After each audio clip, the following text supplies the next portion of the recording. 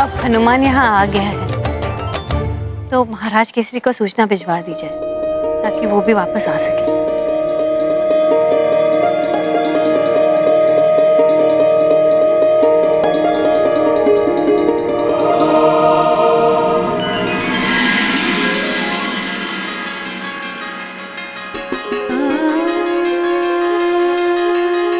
ये पुष्प बहुत सुंदर है पुत्र, किंतु मेरे जीवन उपवन सबसे सुंदर और सुगंधित पुष्प तुम हो हनुमान।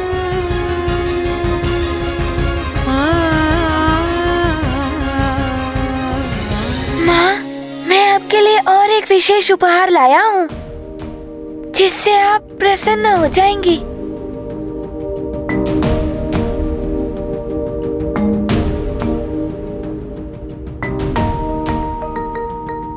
माँ,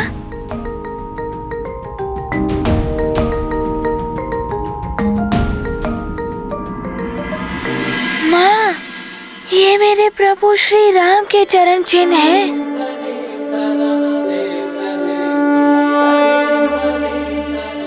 भले ही आप उनसे नहीं मिल पाई, किंतु मैं उनके चरण चिन्ह लाया हूँ।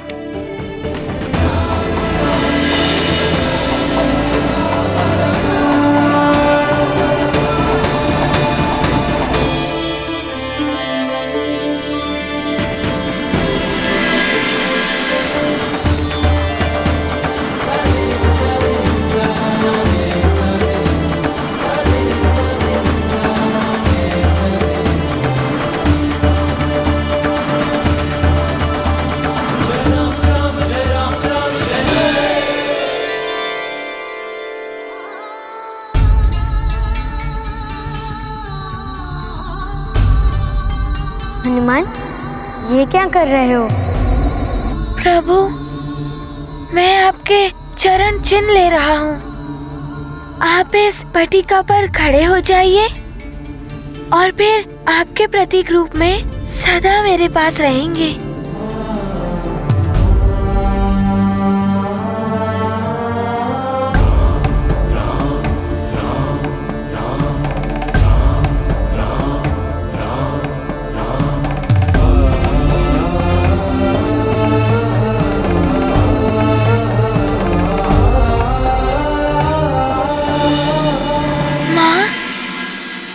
पिताश्री कहाँ है? दिखाई नहीं दे रहे। तुम्हारे पिताश्री ऋषियों से मिलने पंपापुर गए। मैंने उनको सूचना भेज दी है, शीघ्र ही आ जाएंगे।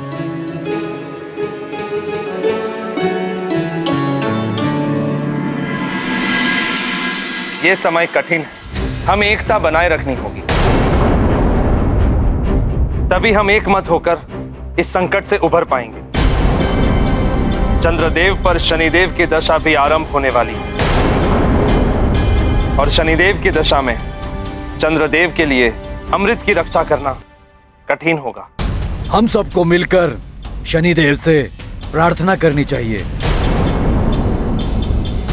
कि वो चंद्रदेव पर अपनी दृष्टि का प्रभाव न डालें,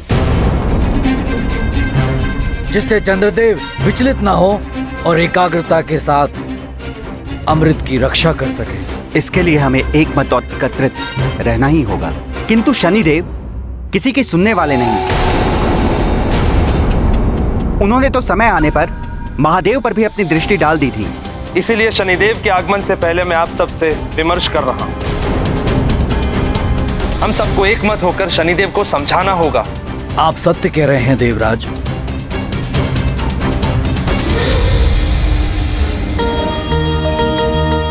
वैद्यराज जी, वैद्यरानी जी, आपका बहुत आभार है हम पर,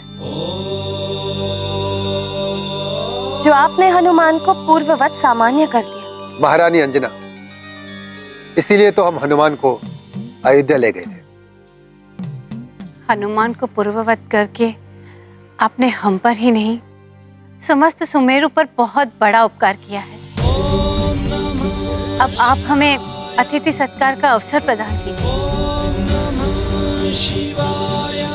हाँ वैद्यराज जी, वैद्यरानी जी, आपकी सेवा करके मुझे बहुत प्रसन्नता होगी। आपके सत्कार में कोई कमी नहीं रखूंगी मैं।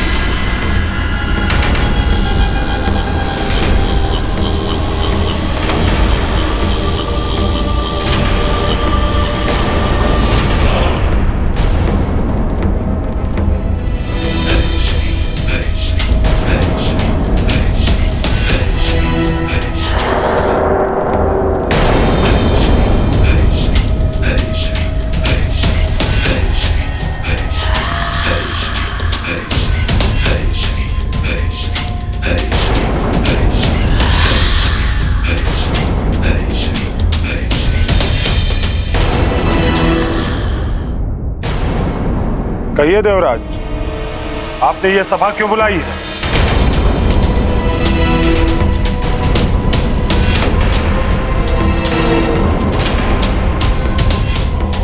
शनिदेव, आपको ज्ञात ही होगा कि महापूर्णिमा आने वाली और उसी समय चंद्रदेव पर आपकी दशा भी आरंभ होने वाली। ये तो मुझे भी ज्ञात। सत्य, आप तो त्रिकालदर्शी हैं। पुत्र, आप तो न्याय के देवता हैं। शनिदेव तो सर्वश्रेष्ठ हैं। आप सब क्या चाहते हैं हमसे? शनिदेव, हम सब आपसे विनती करते हैं कि आप अपनी दृष्टि चंद्रदेव पर ना डालें, जिससे वो अपने पद से विचलित ना हो और अमृत की रक्षा भी हो सके। क्योंकि महापूर्णिमा की रात अमृत में उफान आने वाला है और अमृत की रक्षा का दायित्व चंद्रदेव के पास है। हाँ शनिदेव, इस संकट के समय हमें आपके सहयोग की अपेक्षा है। उचित है।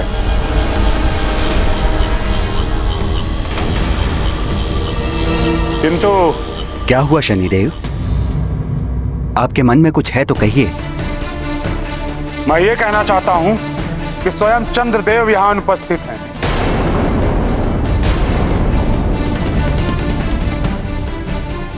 जबकि सभी देवतागण यहां उपस्थित हो चुके हैं,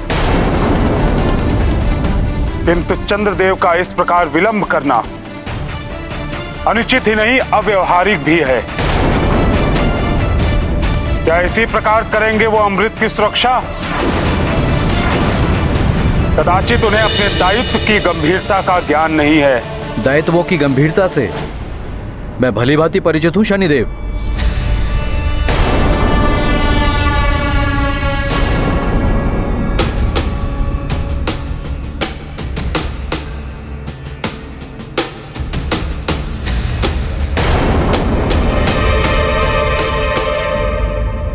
प्रणाम देव राजेंद्र।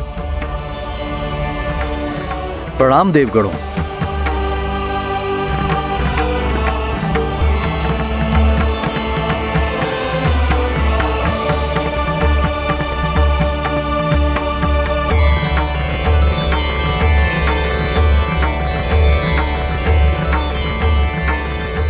शनिदेव, मेरे दायित्वों पर प्रश्न ना ही उठाएं तो ही उचित होगा।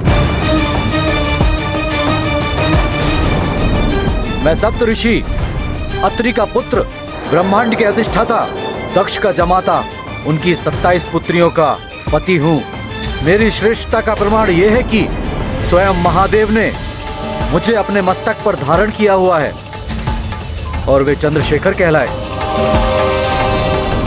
मैं अपने सभी दायित्वों को स्वयं संभालने में सक्षम हूँ। चंद्रदेव, इस विशेष महापूर्णिमा के अवसर पर अमृत में अधिक उफान आने वाला है, जो चंद्रलोक सहित समस्त ग्रहों को प्रभावित कर सकता है। इसलिए आपकी सहायता है तो हम सभी यहाँ। देवराज, उचित ये होगा कि शनिदेव अपना दायित्व संभालें।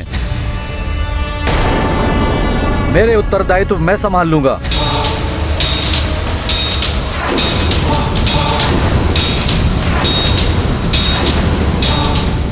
जिससे स्वयं की चिंता ना हो, उसके लिए चिंतित होना व्यर्थ है।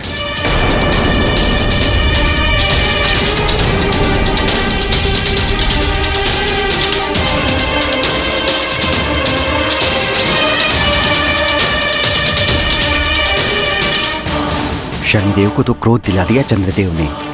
कहीं शनिदेव ने पलटकर सीधे दृष्टि डाल दी चंद्रदेव पर तो अनर्थ हो जाएगा।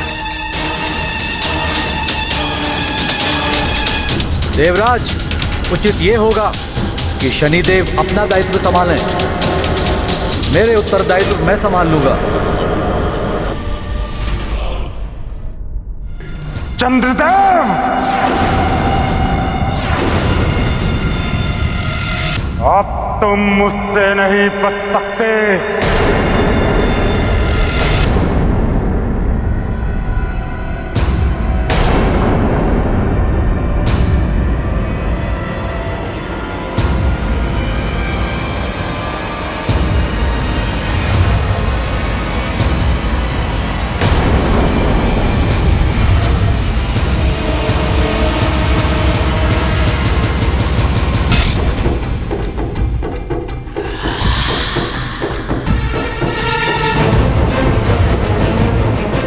अब मेरी दृष्टि के प्रभाव से कोई नहीं बचा सकता है चंद्रदेव को। जिस चीज का भय था वही हो रहा है।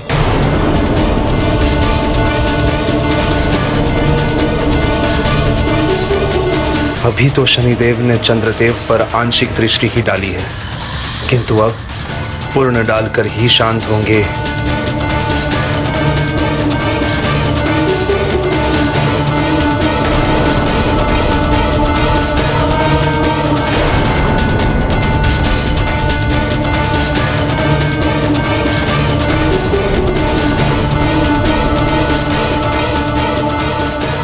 सूर्यपुत्र शनि के क्रोध से तो सभी परिचित हैं। न जाने चंद्रदेव की मति कैसे भ्रमित हो गई। अब क्या होगा चंद्रलोक का, और क्या होगा वहां रखे हुए अमृत का।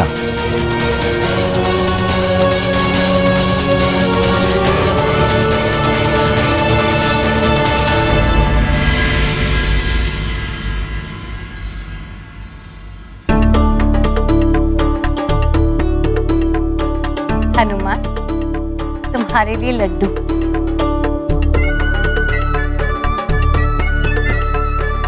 अरे वाह, माँ के हाथ के बनाए लड्डू।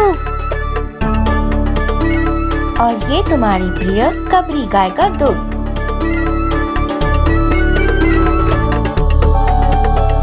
आराम कीजिए, मैंने स्वयं अपने हाथों से भोजन बनाया है।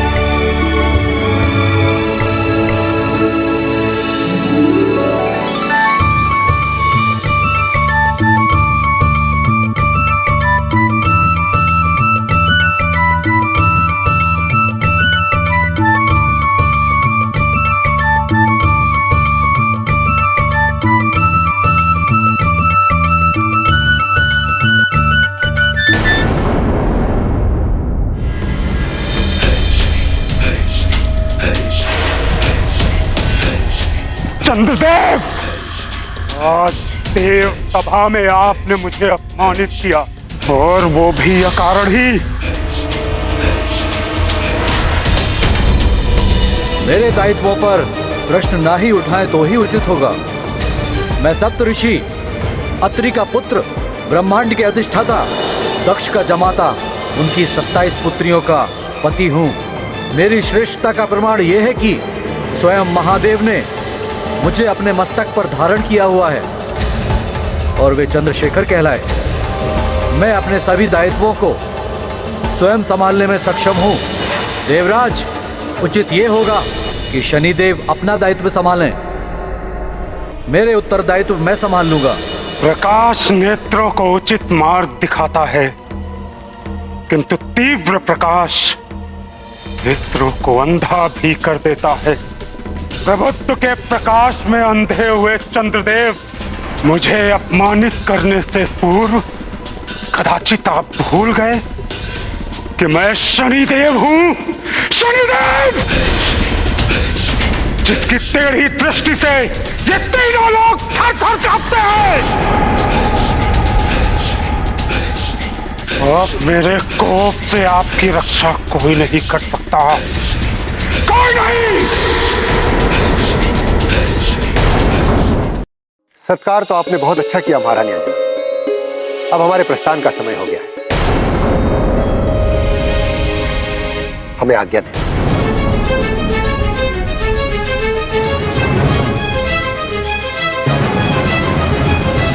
वैद्यराज जी, आप मेरे हनुमान को यहाँ लेकर आए, हमसे मिलवाए, मेरे शोक संतप्त हृदय को सुख पहुंचाए। आपका बहुत बहुत आभार।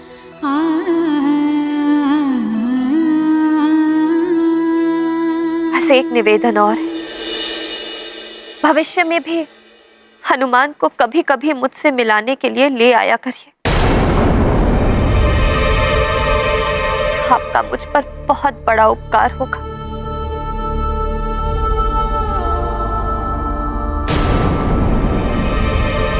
माँ, ये आप क्या कह रही हैं?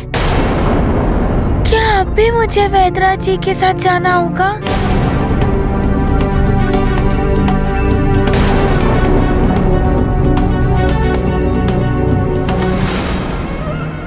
पुत्र हनुमान, मैंने तुम्हारा दान किया है वैद्यराज जी को, और अब जीवन भर मुझे इसका पालन करना होगा। इसीलिए तुम्हें वैद्यराज जी के साथ सुमेरु से जाना होगा।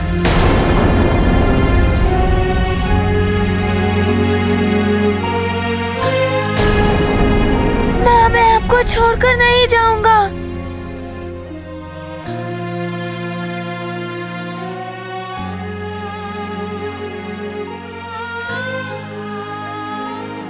ऐसा नहीं कहते पुत्र, दिया हुआ वचन और दान कभी वापस नहीं लिया जा सकता।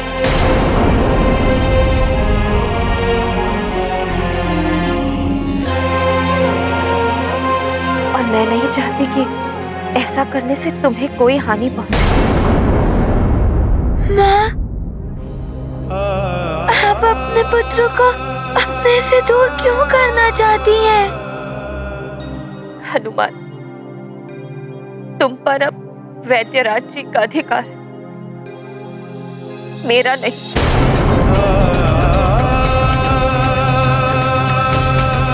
मैं चाहकर भी तुम्हें नहीं रोक सकती। माँ, आप अपने से मुझे विलग कैसे कर सकती हैं?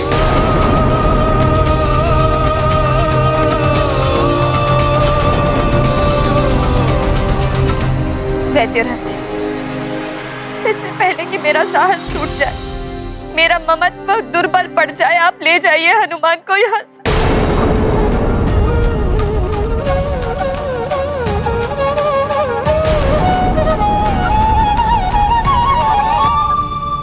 देवी अंजना, हमारे जाने से पूर्व आप भली भांति देखकर बताइए, आप संतुष्ट तो हैं?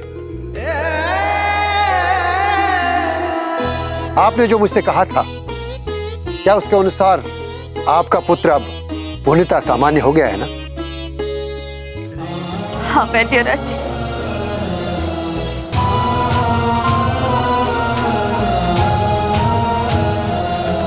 और इसके लिए आपका बहुत बहुत धन्यवाद। किंतु माता पिता को उसकी संतान की भलाई के लिए उससे दूर भी रहना पड़ता। मैं यही सोचकर प्रसन्न हो लूं कि मेरा पुत्र जहां भी है कुशलता से।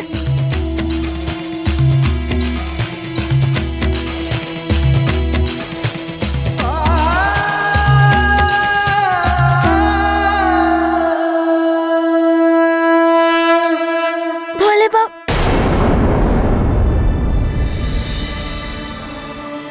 एक भोले भाले पुत्र को अपनी माँ से दूर किया जाए तो माँ दुखी होंगी ना?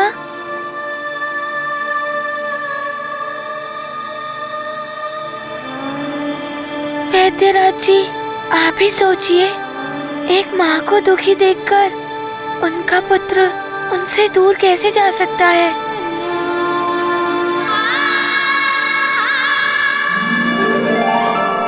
देवी अंजना, समय हमारे जाने का हुआ है, हनुमान के जाने का नहीं।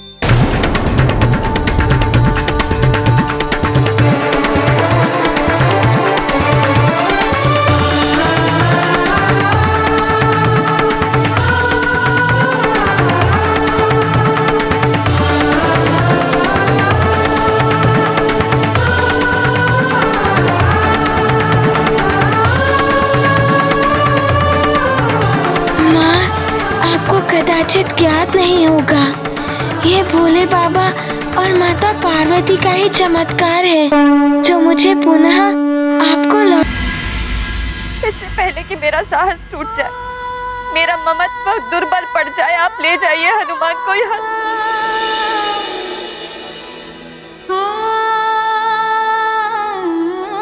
देवी अंजना, समय हमारे जाने का हुआ है, हनुमान के जाने का नहीं।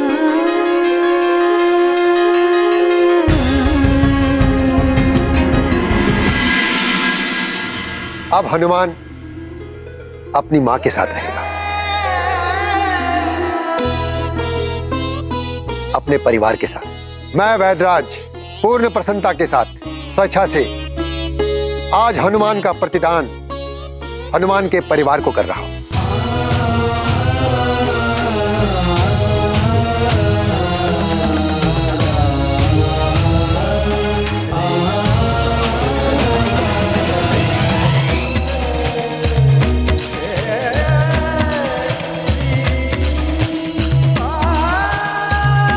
दान हो, क्रय हो या शुल्क, माँ से उसकी संतान को कोई भी विलग नहीं कर सकता। और जो ऐसा करता है वो पाप का भागी होता है। आप दोनों मेरे जीवन में भगवान की भांति आए।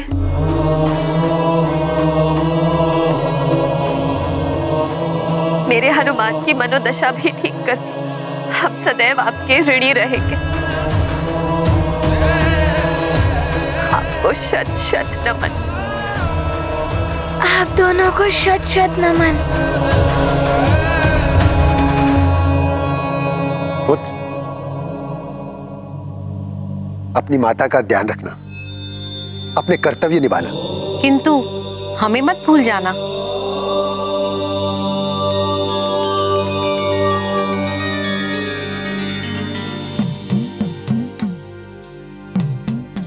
प्रणाम वैद्यराज जी।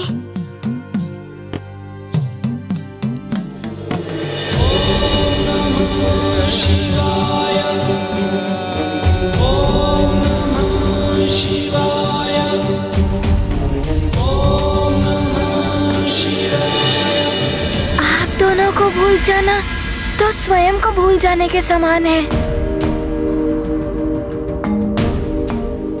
मैं आपके घर आऊंगा आपकी सेवा करने। आपका पुत्र ही तो हूँ। आयुष्मान भाव, कीर्तिमान भाव।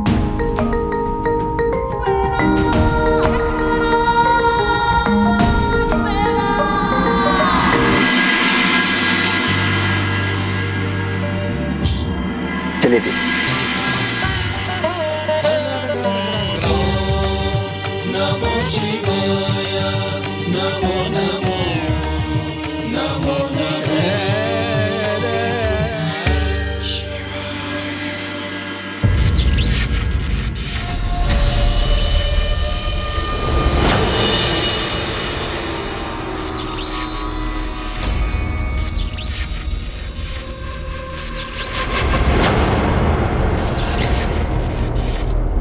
शनिदेव, भयभीत होते होंगे सब आपसे, किंतु मैं चंद्रदेव हूँ।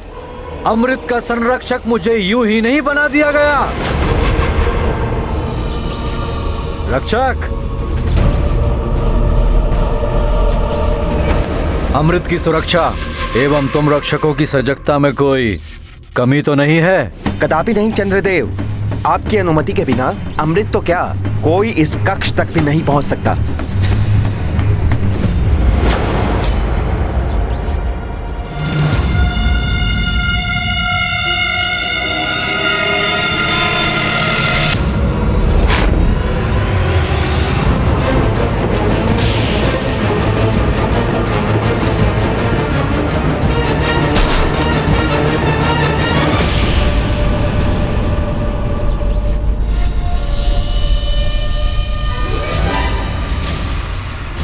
और यदि भूल से कोई प्रविष्ट हो भी जाए तो उसकी भी यही दशा होगी। और यही नहीं, अमृत कलश के चारों ओर प्रवाहित हो रही महाविनाशक विद्युत तरंगें वज्र को भी खंडित कर सकती है। काल के वशीभूत होकर ही कोई यहां पर आने की मूर्खता कर सकता है। शनिदेव, अमृत पूर्णतया सुरक्षित है मेरे संरक्षण में।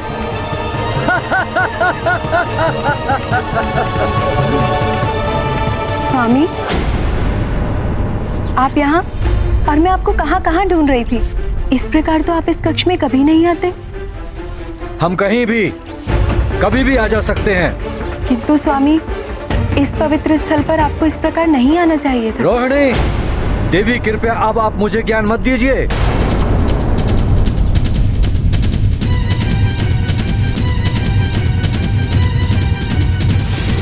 रुकिए स्वामी। स्वामी, पिताश्री ने अभिमंत्रित की हुई रत्न जड़ित अंगूठी आपके लिए भेजी है। यह आपको समस्त बुरे प्रभावों से रक्षित करेगी। भविष्य में आपकी ग्रह दशा पर पड़ने वाले शनिदेव के बुरे प्रभाव को भी ये नष्ट करेगी।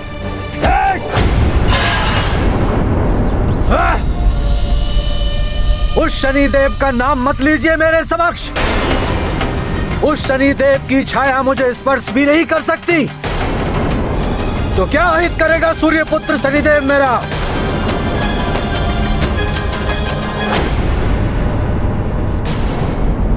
अब आप भी मुझे ज्ञान देने चली आई चित्रा।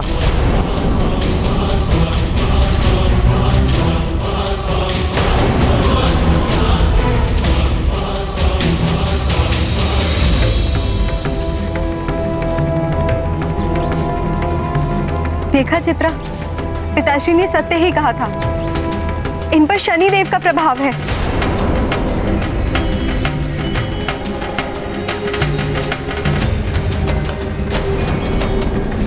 ये अच्छा नहीं हुआ रोहिणी। रोहिणी, अभी तो चंद्रदेव पर शनिदेव का सिर्फ आंशिक प्रभाव पड़ा है। जब पूर्ण शनि दशा पड़ेगी तो स्थिति और भी विकट हो सकती है। चंद्रदेव जैसे सौम्य एवं शांति प्रिय देवता का इस प्रकार रावण की ही भांति असुरीय व्यवहार करना तो अनुचित है। उन्होंने अपने ससुर महाराज दक्ष द्वारा भेजी गई अंगूठी का भी अपमान कर दिया। शनिदेव के प्रभाव से चंद्रदेव का समय प्रतिकूल हो गया था।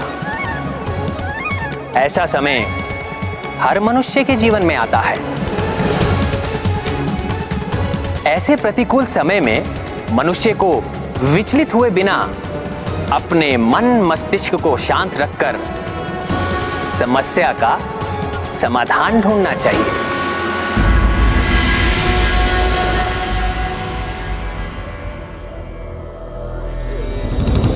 माँ,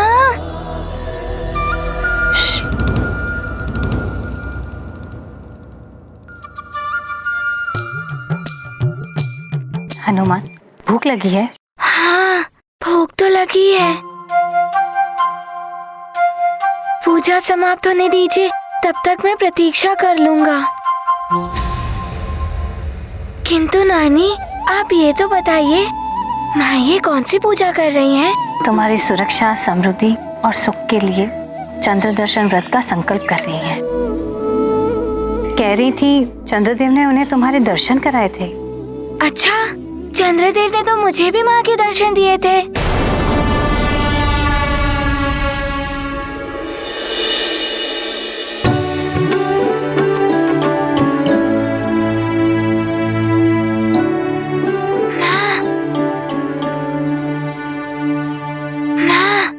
चंद्रदेव ने आपके मुझे भी दर्शन करवाए थे,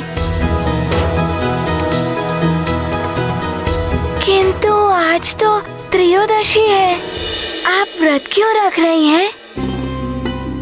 ये व्रत आज से परसों पूर्णमासी तक चलेगा। ये विशेष महापूर्णिमा की रात्रि 108 वर्षों पश्चात आ रही है। ऐसा माना जाता है कि महापूर्णिमा पर चंद्रदेव सारे जगत पर अमृत की वर्षा करते हैं, किंतु इस पूर्णमासी पर ग्रह योग के अनुसार चंद्रदेव पर शनिदेव की दशा आरंभ हो रही है। इस व्रत से तुम्हारी सुख और समृद्धि तो होगी ही, चंद्रदेव को भी पुष्टि प्रदान होगी। महारानी जी, अब आप अपनी अंजलि आगे कीजिए।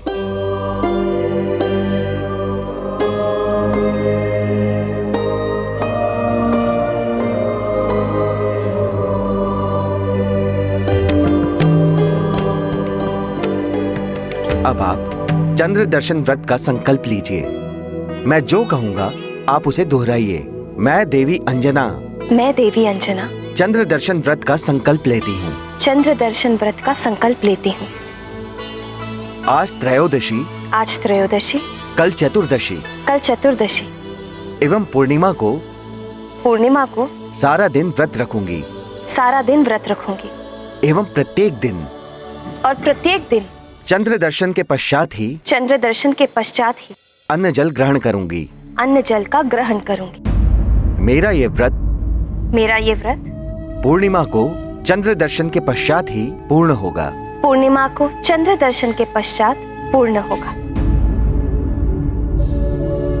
ओम चम चंद्राय नमः।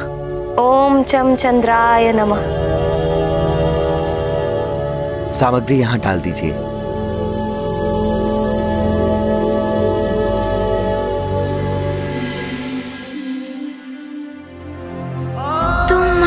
पूरे दिन ना ही कुछ खाएंगी ना ही जल पिएंगी। महारानी जी, आपकी संकल्प पूजा विधि संपन्न हो गई है। चंद्रदेव आपको और आपके परिवार को सुख और समृद्धि प्रदान करेंगे। प्रणाम पुरोहित जी। धन्यवाद। आप लोग दक्षिणा और भोजन ग्रहण कर ही जाइएगा। अवश्य। माँ, आपका कल्याण हो युवराज।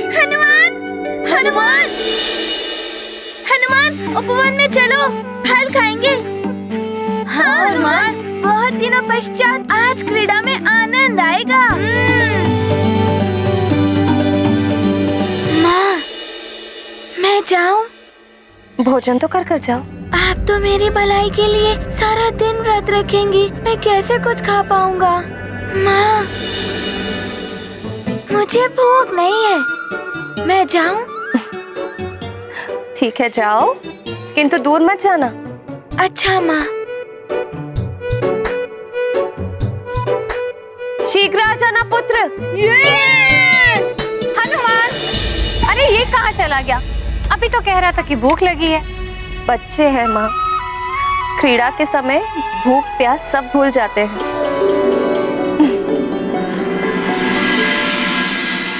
नील, ये लो तुम्हारे लिए फल।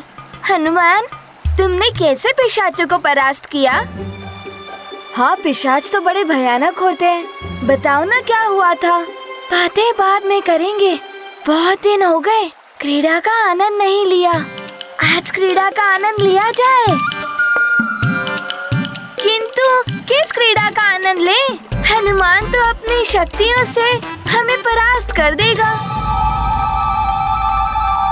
हनुमान, तुम हमें वचन दो, तुम क्रीड़ा में वरदानी शक्तियों का उपयोग नहीं करोगे। तो ठीक है, मैं वचन देता हूँ, अच्छा कौन सा खेल खेलेंगे? कुछ ज्ञान मुझसे भी ले लो। कंदुक प्रहार क्रीड़ा कैसी रहेगी? बहुत अच्छा रहेगा। तो चले। देखो मैं तृतीय तक गिनूंगा और जिसने तृतीय पर ये कंदुक उठा ली वो पहले प्रहार करेगा। सावधान। प्रथम, द्वितीय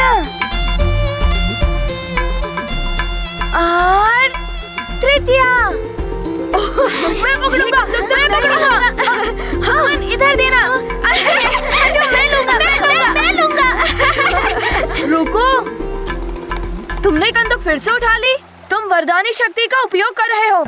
नहीं, मैं तो दौड़ कर आया।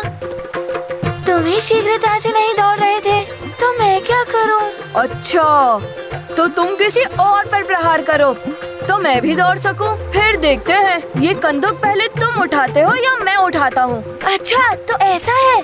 संभलो सुशील।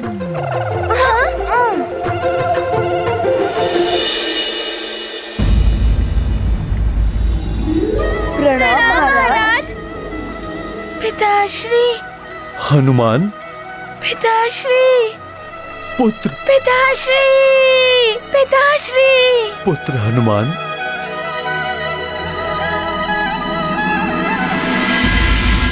पिताश्री। पिताश्री। पुत्र हनुमान।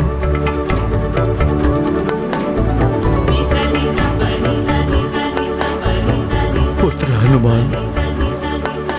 पिताश्री।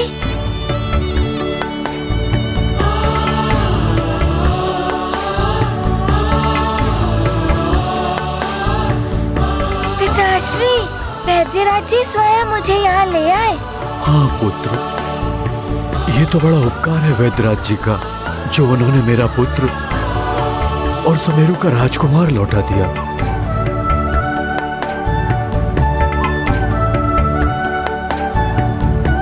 प्रणाम मंत्री जी। आप सबको भी प्रणाम।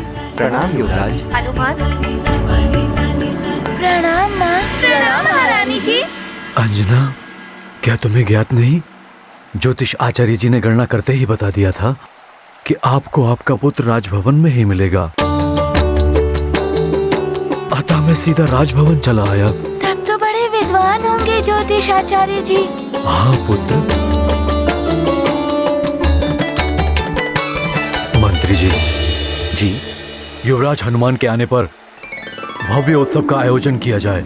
सभी गणमान्य नगरवासियों को आमंत्रित किया जाए। जो आज्ञा महाराज। पुत्र हनुमान, तुम ही बताओ किस प्रकार का उत्सव चाहते हो तुम? मित्र हनुमान, उत्सव महल के प्रांगण में हो, ढोल मंजीरे बजे। हाँ, सब विभिन्न रंगों के वस्त्र आभूषण धारण कर कर आए। अबीर गुलाल उड़े। थोड़ा ज्ञान मुझसे भी ले लो हनुमान। वहाँ बहुत सारा मिष्ठान हो, विभिन्न पकवान हो।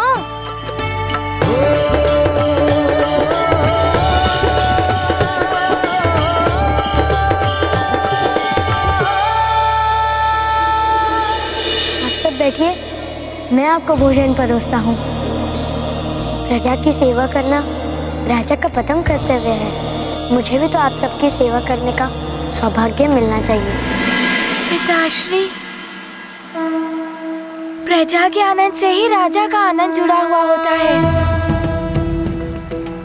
पिताश्री, हनुमान की इच्छा है कि उत्सव ऐसा हो कि नगर में सारे घरों में प्रसन्नता भर दे।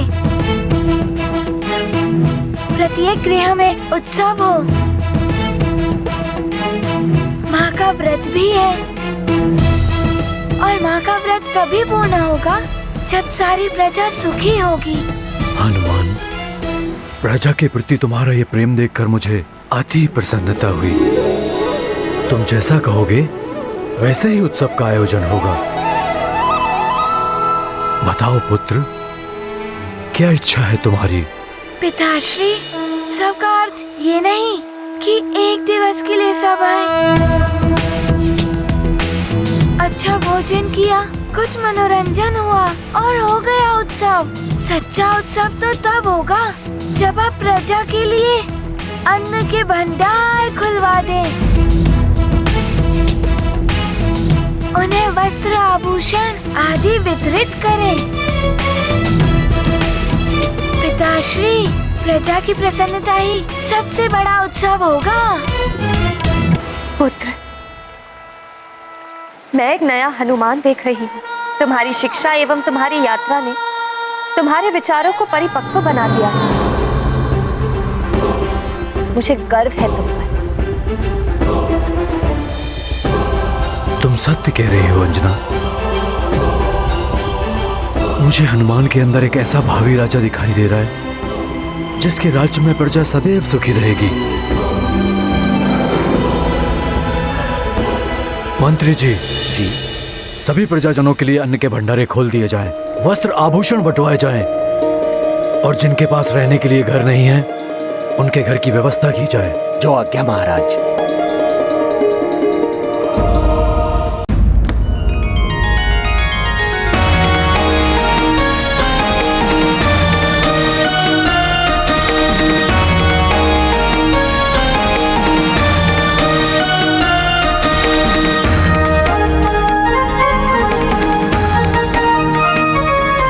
अनुचरों, ये अन्न वस्त्र आदि सुमेरु नगर के हर घर में वितरित किया जाए। जो निर्धन है या जिन्हें इसकी आवश्यकता है, हर घर में आनंद उत्सव होना चाहिए।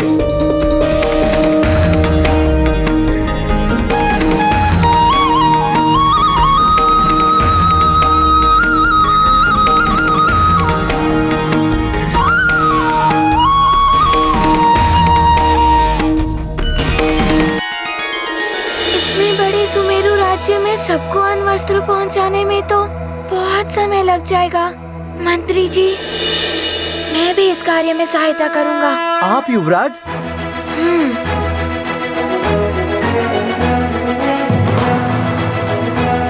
माँ, मुझे दाल चाहिए। घर में है ही नहीं दाल, तो दूं कहाँ से?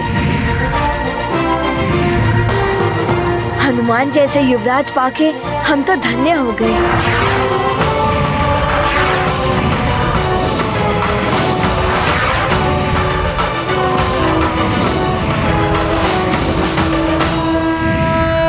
मारुति करते सबकी सहाय, मन में भरे महाकरुणाय।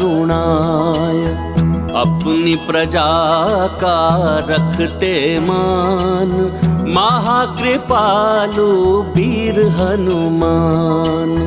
सबको मिले द्रव्य और धन, हर्षित रहे सकल प्रजाजन। सुख दे दाता सुख के धाम, जय जय हनुमत बल के धाम। ये गाथा महाबली हनुमत की, रुचिकर लीला राम भगत की। जय जय जय रघुनंदन राम, जय जय जय महाबली हनुमान।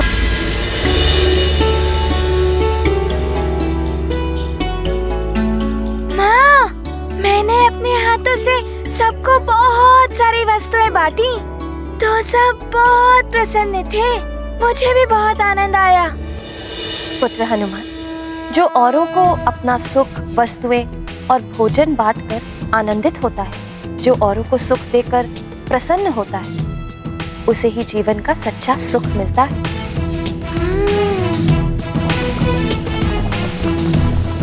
मेरे उधर अधिक उछल कूद मत करो।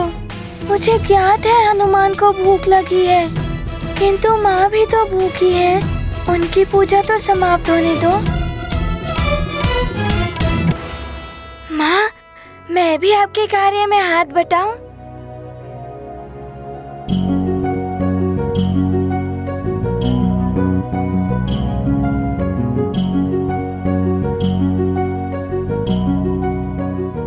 माँ, वो आपको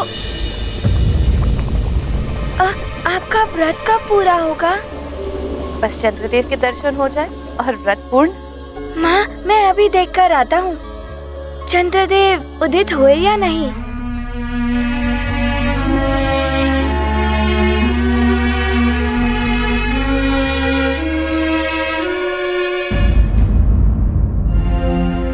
चंद्रदेव कहाँ हैं आप? शीघ्र उदित होइए।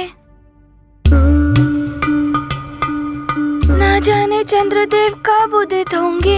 आज ही विलंब करना था उन्हें। उतावले मत हो पुत्र, चंद्रदेव तो अपने समय अनुसार ही उदित होंगे। माँ, मुझे तो प्रतीत हो रहा है कि आज चंद्रदेव अधिक विलंब कर रहे हैं।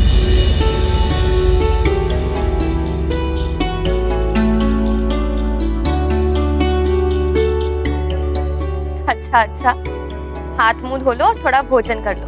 नहीं माँ, मुझे भी पूजा देखनी है और मैं स्वयं अपने हाथों से आपको जल पिलाऊंगा और लड्डू भी खिलाऊंगा।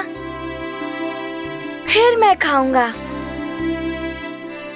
अंजना, पूजा की थाल सज्जित कर लो। चंद्रदेव कभी भी उदित हो सकते हैं। उचित है माँ। बस अब चंद्रदेव निकलेंगे, माँ की पूजा पूर्ण हो जाएगी। फिर हनुमान माँ के साथ ही भोजन करेगा।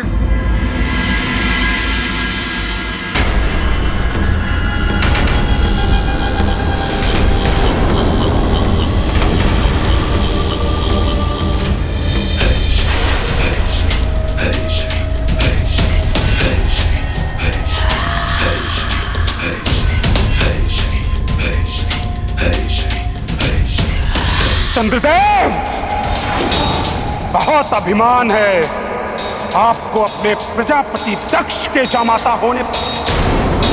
घमंड है महादेव के शीश पर विराजमान होने का।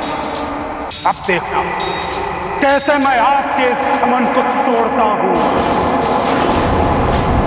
देव सभा में मैंने आप पर आंशिक रूप से दृष्टिपात किया, किंतु अब मैं आप पर पूर्ण रूप से दृष्टिपात करूंगा।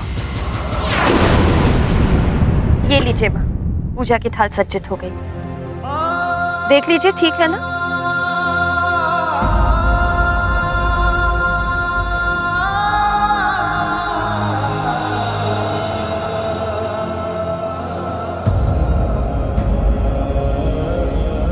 चंद्रदेव तो अभी तक नहीं दिखाई दे रहे हैं। शीघ्र दर्शन दीजिए चंद्रदेव। कब तक मेरी माँ भूखी रहेंगी? चंद्रदेव, आज आपको ज्ञात हो जाएगा कि शनि की दृष्टि क्या होती है और दुर्दशा क्या होती है। सावधान चंद्रदेव, मैं आ रहा हूँ।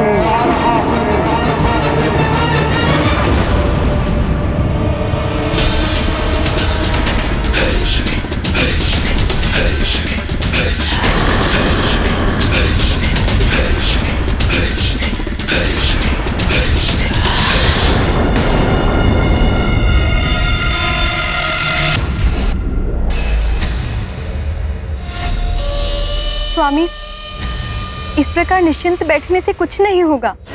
शनिदेव के प्रकोप को रोकने के लिए कुछ तो कीजिए स्वामी। चित्रा, रोहिणी, मुझे किसी का भय नहीं है। भुजंगों के लिपटने से चंदन विषाक्त नहीं हो जाता। प्रणाम चंद्रदेव। आपके ससुर श्री प्रजापति महाराज दक्ष को जो आपने संदेश भेजा था, उसका उत्तर दिया है प्रजापति ने। पिताश्री का संदेश? कहिए दूत, क्या संदेशा भेजा है पिताश्री ने? चंद्रदेव, महाराज दक्ष ने कहलाया है कि आपके और शनिदेव के बीच इस विवाद को शीघ्र विराम देना संसार के हित के लिए बहुत आवश्यक है और इसके लिए आपको विवेक से कार्य लेना चाहिए। उचित होगा आप शनिदेव से क्षमा याचना कर लें। मैं अविवेकी नहीं हूं। जो महाराज दक्ष मुझे विवेक का पाठ पढ़ाने चले हैं, मैं चंद्रदेव, मैं क्षमा मांगूंगा शनिदेव से। जाओ, जाके कह देना प्रजापति दक्ष को कि मुझे उनकी सलाह की कोई आवश्यकता नहीं है।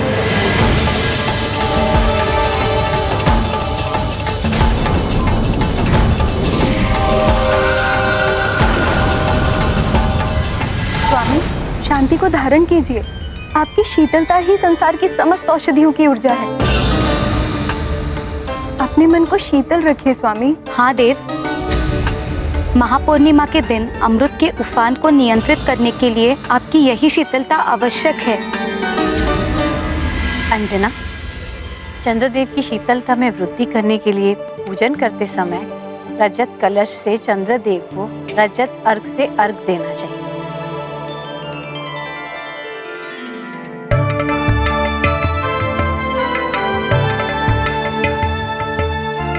महारानी जी, बहुत अच्छा लग रहा है आपको इस प्रकार प्रसन्न देखकर।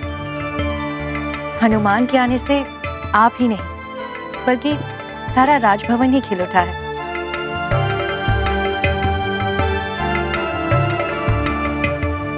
मार्जरिका, हमारा हनुमान है ही ऐसा पुष्प, जहां भी जाता है सुगंध बिखेर देता है।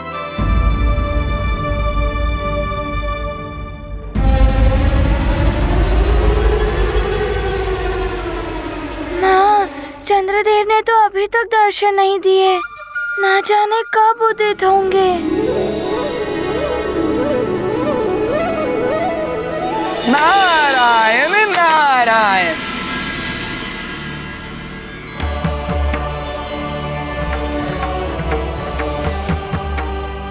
प्रणाम देवर्षि। प्रणाम देव ऋषि। प्रणाम देवर्षि। महारानी अंजना, प्रतीत होता है कोई विशेष पूजा करने वाली हैं आप।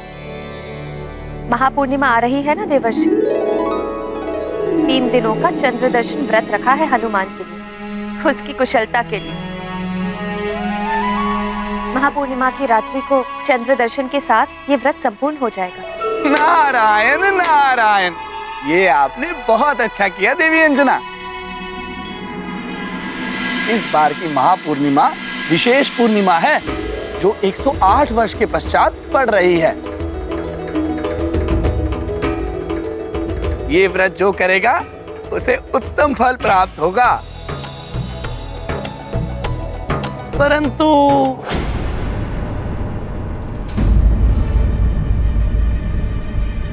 देवर्षि, आप बोलते बोलते रुक क्यों गए? कोई समस्या है क्या? नारायण नारायण, समस्या तो नहीं है, परंतु समस्या आ सकती है, क्योंकि चंद्रमा पर शनि दशा का योग बन रहा है। शनि देव की दृष्टि से ग्रसित होने वाले हैं चंद्रदेव। स्वामी, शनिदेव की दृष्टि के प्रकोप को कम करने के लिए ही पिताश्री चिंतित हैं। इसीलिए उन्होंने आपको ऐसा सुझाव दिया होगा। क्या उन्हें ये शोभा देता है रोहिणी कि उनका जमाता किसी से क्षमा मांगे? रोहिणी, मेरा कोई कुछ अहित नहीं कर सकता। शनि दशा बड़ी दुखदाई होती है स्वामी। बड़े बड़े देवता भी शनि दशा से पीड़ित हुए हैं। कितने ही राजा रंक बन गए शनिदेव की वक्र दृष्टि के प्रभाव से।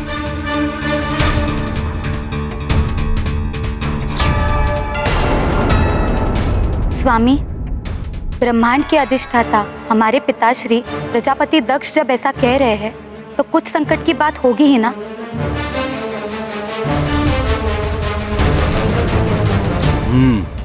यदि ऐसा है तो पहले मुझे अपनी दिव्य दृष्टि से देखना होगा कि शनिदेव हैं कहां और क्या कर रहे हैं वे।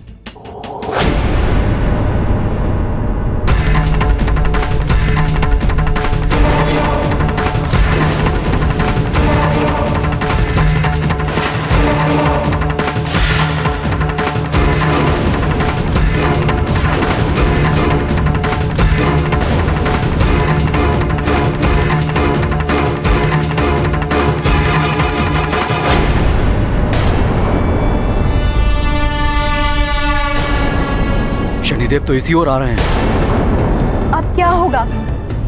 पिताश्री ने बताया था कि शनि दशा के दुष्प्रभाव से राजपाट तो क्या परिवार तक छिन जाते हैं। मैं कोई साधारण राजा या देवता नहीं हूँ रोहिणी, चंद्रदेव हूँ मैं। अमृत का रक्षा, अमृत का रक्षा, अमृत का रक्षा। देवर्षि, चंद्रदेव और शनिदेव देवता ही है ना? गृह मंडल के सदस्य हैं। क्यों वो आपस में संकट बनेंगे एक दूसरे के लिए? नारायण नारायण। शनिदेव न्याय के देवता हैं। मनुष्य को उसके अच्छे बुरे कर्मों के अनुसार फल प्रदान करते हैं और शनिदेव की दृष्टि का प्रभाव सब पर समान रूप से पड़ता है, चाहे वो मानव हो, दानव हो, देव हो या फिर स्वयं त्रिदेव। त्रिदेवता भी? ये आप क्या कह रहे हैं देवर्षि? शनिदेव की दृष्टि से तो स्वयं महादेव भी बच नहीं सके थे। भोले बाबा, किंतु ऐसा क्या हो गया था देवर्षि? बताइए ना। हनुमान हनुमान हनुमान हनुमान। प्रणाम देवर्षि। अच्छा हुआ तुम सब भी उचित समय पे आ गए। आओ बैठो।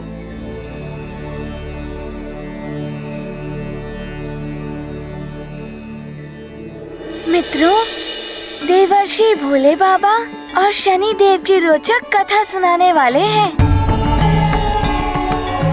अरे वाह, हम भी सुन लेंगे। सुनाइए देवर्षि। नारायण नारायण। अरे सुनाता हूँ। ठहरे रहो और ध्यान से सुनो।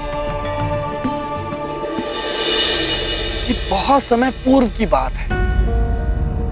एक बार मुझे स्वयं शनिदेव ने बताया था कि उनकी शनि दशा देवादिदेव महादेव पर पड़ने वाली है, जो 6 प्रहर तक रहेगी और अगले दिन नियत समय पर आरंभ होने वाली है। मैं तो भयभीत हो उठा कि महादेव पर शनि दशा का प्रभाव पड़ गया तो बड़ा अनर्थ हो जाएगा। मैं भागा भागा महादेव के पास जा पहुंचा।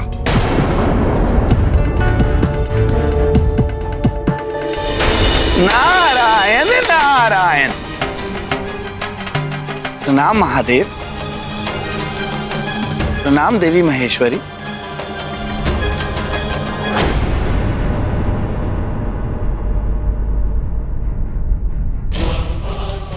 महादेव, अनर्थ होने वाला है। आप पर संकट है प्रभु।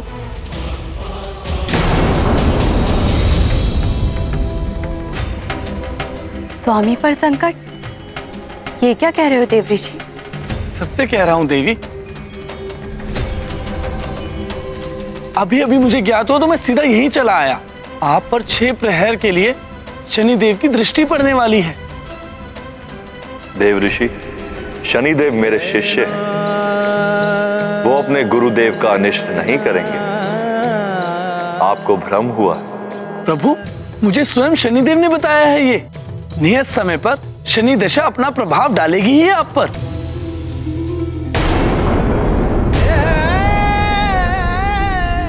देव ऋषि, शनिदेव मुझ पर दृष्टि तभी डाल सकेंगे जब उनकी दृष्टि मुझे ढूंढ पाएगी। अर्थात अज्ञातवास?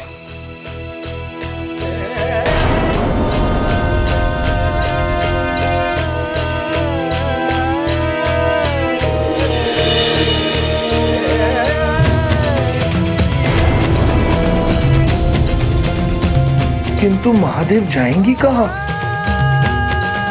अज्ञातवास? किंतु देवर्षि, भोले बाबा अज्ञातवास के लिए कहाँ गए थे? नारायण नारायण। नियत समय से पूर्व ही बिना किसी को बताए अंतर ध्यान हो गए और फिर सीधा जा पहुंचे एक घने वन में।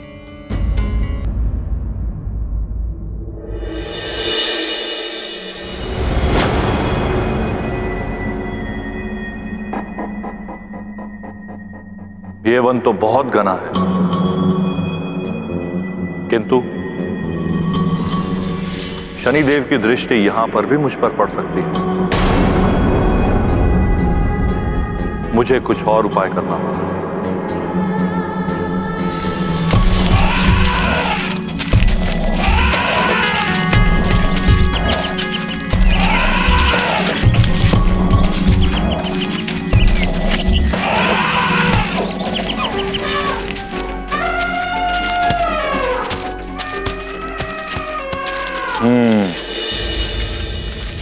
राजवृंद, यदि मैं गज रूप धारण कर लूं तो शनिदेव मुझे नहीं पहचान पाएंगे।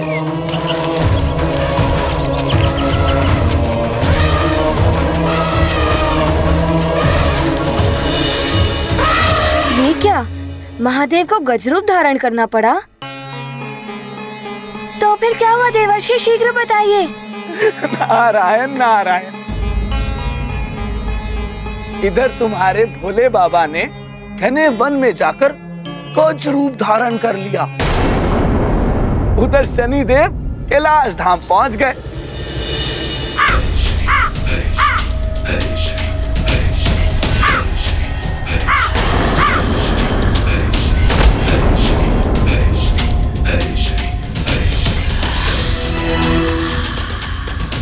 प्रणाम देवेश्वरी। प्रणाम शनिदेव, स्वागत है आपका कैलाश में। देवी, महादेव कहाँ हैं? कैलाश में कहीं दिख नहीं रहे।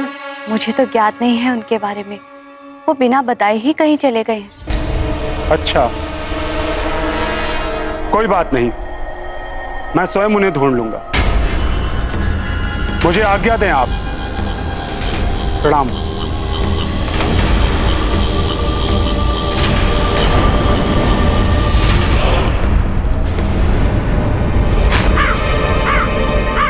कहीं शनिदेव ढूंढ न ले स्वामी को, न जाने अब क्या होगा।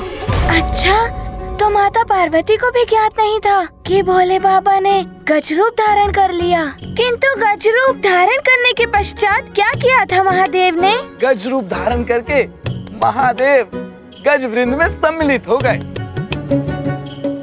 किंतु कुछ समय के पश्चात उन्हें क्षुधा सताने लगी।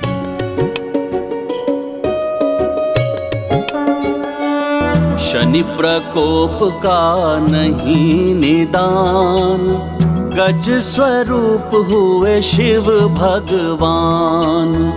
वन वन भटके हो भय आकुल, विश्वनाथ शनि कोप से व्याकुल।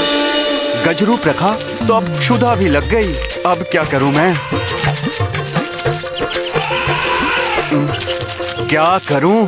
क्षुधा तो बढ़ती ही जा रही है।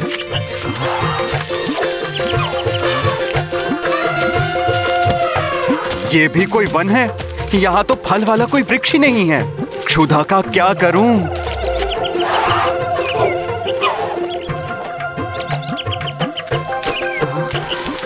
ये सभी गज तो घास खा रहे हैं।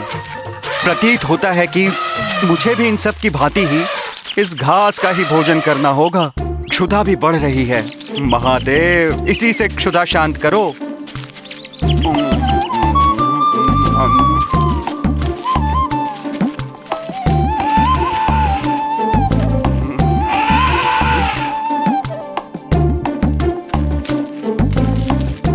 शनि देव की दृष्टि से बचने के लिए तो घास खाना भी स्वीकार है मुझे। वाह रे शनि देव, अपने गुरु को भी विवश कर दिया घास खाने को। अरे अरे, भोले बाबा को घास भी खानी पड़ गई।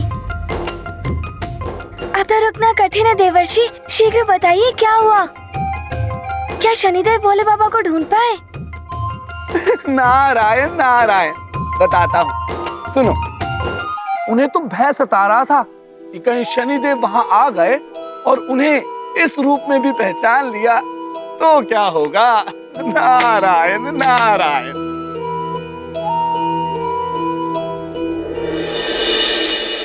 अब ये ध्वनि कैसी? ये ध्वनि तो इसी ओर आ रही है, कहीं शनिदेव तो नहीं? ये तो आखेटक हैं। ओहो, अब तो ये नया संकट खड़ा हो गया। ये आखेटक तो इसी ओर आ रहे हैं।